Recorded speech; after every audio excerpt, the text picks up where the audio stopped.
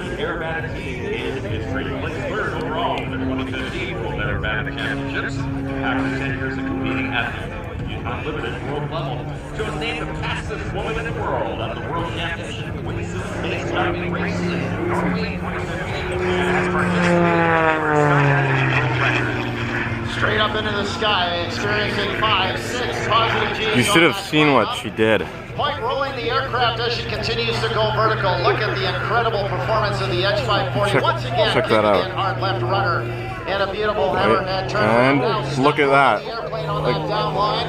She's going to unwind the aircraft. The ground is coming up off. Wow. Wow. This is a really good one. Oh man. You should have seen the first thing she did. She went out, she did almost a falling leaf, like a flat spin. And now she pulls it over the top.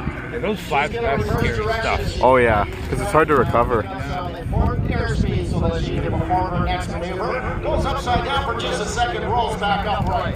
Down so on she goes. And there's 9 minutes. 1 the other way in a very sharp 90-degree turn away from the crowd.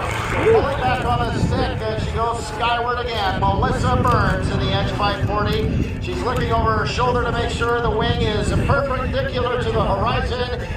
Rolls back up. Oh, and stall. The tail slide. You cannot do that in a 1 second. Oh my God.